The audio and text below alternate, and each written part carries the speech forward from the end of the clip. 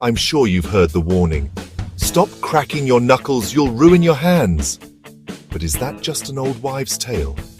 Let's find out. Okay, here's the deal. When you crack your knuckles, you're not actually hurting your bones. That satisfying pop, it's just a gas bubble bursting in the fluid around your joints.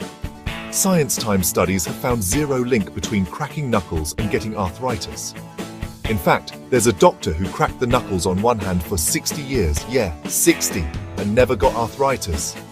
Both hands were totally fine. So next time someone tells you to stop, you can just smile and crack on.